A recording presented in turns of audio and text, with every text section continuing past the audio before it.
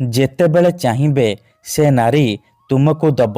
ମିଳନ ପାଇଁ ରାତିଦିନ ଘରକୁ ଡାକିବ।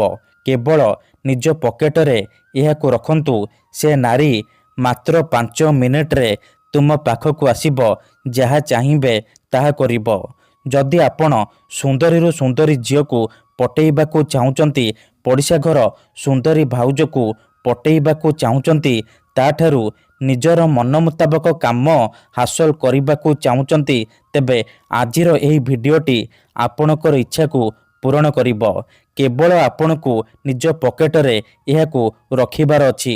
ଗ୍ୟାରେଣ୍ଟି ଦେଉଛି 5 ମିନିଟରେ ସେ ଝିଅ ହେଉ ବା ପଡ଼ିଶା ଘର ଭାଉଜ ତୁମ ଆଡ଼କୁ ଆକର୍ଷିତ ହେବାକୁ ଲାଗିବ। ତୁମକୁ ଭଲ ପାଇବାକୁ ଲାଗିବ। ଆପଣ ତାକୁ ଯାହା କହିବେ ସିଏ କରିବ। ଏହି ବଶୀକରଣ ସାହାଯ୍ୟରେ ହଜାର ହଜାର ଲୋକମାନେ ଲାଭବାନ ହେଇଛନ୍ତି। ନିଜ ପସନ୍ଦର ସୁନ୍ଦରୀରୁ ସୁନ୍ଦରୀ ଝିଅକୁ ଅତି ସହଜରେ ପଟେଇ ପାରିଛନ୍ତି। ତେଣୁ ଆପଣ ବି ଗୋଟିଏ ଥର ନିଜ ପକେଟରେ ଏହାକୁ ରଖନ୍ତୁ।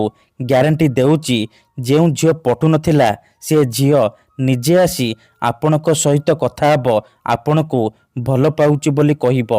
ଯେଉଁ ବିବାହିତା ନାରୀ ବା ପଡ଼ିଶା ଘର ଭାଉଜକୁ ଆପଣ ଦିନରାତି ଭାବୁଛନ୍ତି, ସିଏ ନିଜେ ଫୋନ୍ କରିବ, ହାତ ଧରିକି ଘରକୁ ଡାକିବ, ଯାହା ଚାହିଁବେ ତାହା କରିବ। ନମସ୍କାର ଫ୍ରେଣ୍ଡସ୍, ଓଡ଼ିଆ ଫଣ୍ଡା ଚ୍ୟାନେଲକୁ ଆପଣମାନଙ୍କୁ ସ୍ୱାଗତ। ଆଜିର ଏହି ଭିଡ଼ିଓଟିରେ ମୁଁ ଆପଣଙ୍କୁ ଶିଖେଇବି ଆପଣ କିପରି ଘରେ ବସି ବସି ଝିଅ ପଟେଇ ପାରିବେ, ସୁନ୍ଦରୀ ପଡ଼ିଶା ଘର ଭାଉଜକୁ ପଟେଇ ପାରିବେ, ତାଠାରୁ ନିଜର ମନ ମୁତାବକ କାମ ହାସଲ କରିପାରିବେ।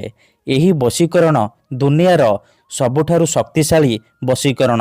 ଯିଏ ବି ଏହାକୁ କରିଛି 100ରୁ 100% ସଫଳ ହେଇଛି। ବର୍ଷ ବର୍ଷ ଧରି ଭାଙ୍ଗି ଯାଇଥିବା ପୁରୁଣା ପ୍ରେମକୁ ଫେରାଇ ଆଣିପାରିଛି। ପଡ଼ିଶା ଘର ସୁନ୍ଦରୀ ଭାଉଜକୁ ପଟେଇ ପାରିଛି, ତାଠାରୁ ନିଜର ମନ ମୁତାବକ କାମ ହାସଲ କରିପାରିଛି। ତେଣୁ ମୋର ଆପଣମାନଙ୍କୁ ଅନୁରୋଧ କି ମନରେ କୌଣସି ଖରାପ ଉଦ୍ଦେଶ୍ୟ କିମ୍ବା କୌଣସି ଖରାପ କାମ ପାଇଁ ଆପଣ ଏହି ବଶୀକରଣକୁ ପ୍ରୟୋଗ କରିବେନି। କାହିଁକି ନା ଏହି ବଶୀକରଣର କୌଣସି ପ୍ରକାର କାଟ ନାହିଁ। ମାତ୍ର ଥରେ ଯେଉଁ ଝିଅ ବା ନାରୀ ଉପରେ ଆପଣ ଏହି ବଶୀକରଣ ଗୋଟିଏ ଥର ପ୍ରୟୋଗ କରିଦେବେ, ସିଏ ସେହି ସମୟଠାରୁ ଆପଣଙ୍କ ପ୍ରେମରେ ଦିବାନୀ ହେଇଯିବ। ଆପଣ ତାକୁ ଯାହା କହିବେ ସିଏ କରିବ। କୌଣସି ପ୍ରକାର ବାଧା ଦେବ ନାହିଁ। କେବଳ ଆପଣଙ୍କୁ ନିଜ ପକେଟରେ ଏହି ଜିନିଷ ରଖିବାର ଅଛି। ତାପରେ ଦେଖିବେ ଚମତ୍କାର। ହଁ ଫ୍ରେଣ୍ଡସ୍, କେତେଥର ଏମିତି ହେଇଥାଏ କି ଆପଣ ଯେଉଁ ଝିଅକୁ ଭଲ ପାଉଛନ୍ତି, ହେଲେ ସେ ଝିଅ ଆପଣଙ୍କୁ ଭଲ ପାଉନି, ଅନ୍ୟ କାହାକୁ ଭଲ ପାଉଛି, ଆଉ ଆପଣ ତା ପଛରେ ଗୋଡ଼େଇ ଗୋଡ଼େଇ ନିଜର ସବୁ ସମୟ ସାରି ସାରିଲେଣି, କିନ୍ତୁ ନିଜ ପସନ୍ଦର ସେ ଝିଅକୁ ପଟେଇ ପାରୁନାହାନ୍ତି। ଯଦି ଆପଣ ବି ଏହିପରି ପରିସ୍ଥିତିରେ ପଡ଼ିଛନ୍ତି, ଯେତେ ଚେଷ୍ଟା କଲେ ମଧ୍ୟ ସେ ଝିଅକୁ ପଟେଇ ପାରୁନାହାନ୍ତି, ତେବେ ମୋ କଥା ମାନି ମାତ୍ର ଥରେ ନିଜ ପକେଟରେ ଏହାକୁ ରଖନ୍ତୁ। ଗ୍ୟାରେଣ୍ଟି ଦେଉଛି ସେ ଝିଅ ନିଜେ ଆସି ଆପଣଙ୍କ ପାଦ ତଳେ ପଡ଼ିବ, ଆପଣଙ୍କୁ ଭଲ ପାଉଛି ବୋଲି କହିବ। ଆପଣଙ୍କ ପ୍ରେମରେ ଏମିତି ଦିବାନୀ ହେଇଯିବ କି ଆପଣଙ୍କୁ ଛାଡ଼ି ରହିପାରିବନି। ଏହି ବଶୀକରଣ ସାହାଯ୍ୟରେ ଆପଣ ଶାଶୁ, ନଣନ୍ଦ, ଦିଅର, ଭାଉଜ କାହାକୁ ବି ନିଜ ବଶରେ କରିପାରିବେ, ତାକୁ ପଟେଇ ପାରିବେ, ତାଠାରୁ ନିଜର ମନ ମୁତାବକ କାମ ହାସଲ କରିପାରିବେ। ତେବେ ଏହି ବଶୀକରଣ ବିଧି ଆପଣ କିପରି କରିବେ, କେମିତି କରିବେ, ଏହାର ପ୍ରୟୋଗ ବିଧି କ'ଣ, ମୁଁ ଆପଣଙ୍କୁ ଶିଖେଇବି। ସମ୍ପୂର୍ଣ୍ଣ ପ୍ରୟୋଗ ବିଧି ମୁଁ ଆପଣଙ୍କୁ ଠିକ୍ ଭାବରେ ଶିଖେଇବି। ଜାଣିବା ପାଇଁ ମୋର ଆପଣମାନଙ୍କୁ ଅନୁରୋଧ କି ଆପଣ ଭିଡ଼ିଓଟିକୁ ମୂଳରୁ ଶେଷ ପର୍ଯ୍ୟନ୍ତ ପୁରା ଧ୍ୟାନ ସହିତ ଦେଖନ୍ତୁ। ଅଧାରୁ ଛାଡ଼ିକି ପଳେଇଲେ କିମ୍ବା କାଟି କାଟି ଦେଖିଲେ ଆପଣ କିଛି ବି ବୁଝିପାରିବେନି। ପରେ ଆପଣ କମେଣ୍ଟ କରିବେ, ଗୁରୁଜୀ ଆପଣଙ୍କର ବଶୀକରଣ କାମ କରୁନି। ଦେଖନ୍ତୁ, ବଶୀକରଣ ବିଧି ଜାଣିବା ପୂର୍ବରୁ ଗୋଟିଏ ଛୋଟିଆ କଥା ମନେ ରଖନ୍ତୁ। ବଶୀକରଣ ଏମିତି ସେମିତି କାମ କରେନି। ମନରେ ସମ୍ପୂର୍ଣ୍ଣ ବିଶ୍ୱାସ, ନିଷ୍ଠା ଆଉ ଏକାଗ୍ରତାର ସହିତ ଆପଣଙ୍କୁ ଏହି ବଶୀକରଣ କରିବାକୁ ପଡ଼ିବ। ତେବେ ଯାଇ ମୁଁ ଆପଣଙ୍କୁ ଗ୍ୟାରେଣ୍ଟି ଦେଉଛି ଆପଣ ଯେଉଁ ଝିଅ ବା ନାରୀକୁ ପଟେଇବାକୁ ଚାହୁଁଛନ୍ତି, ତାକୁ ଅତି ସହଜରେ ପଟେଇ ପାରିବେ।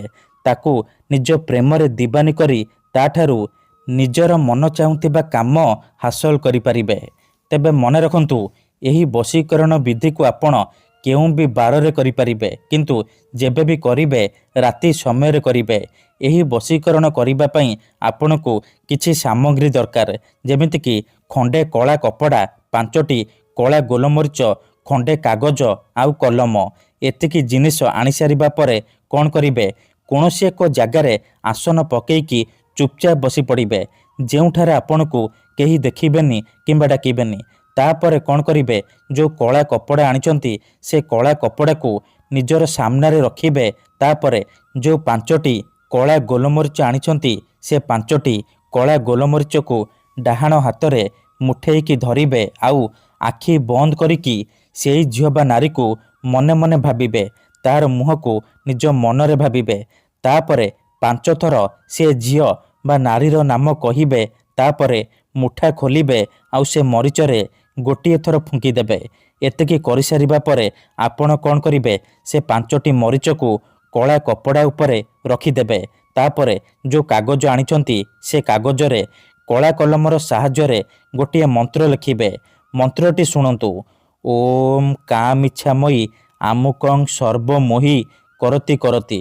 ଆମୁକଂ ଜାଗାରେ ଆପଣ ସେ ଝିଅ ବା ନାରୀର ନାମ ଲେଖିବେ, ଯାହାକୁ ଆପଣ ବଶରେ କରିବାକୁ ଚାହୁଁଛନ୍ତି, ଯାହାକୁ ଆପଣ ପଟେଇବାକୁ ଚାହୁଁଛନ୍ତି।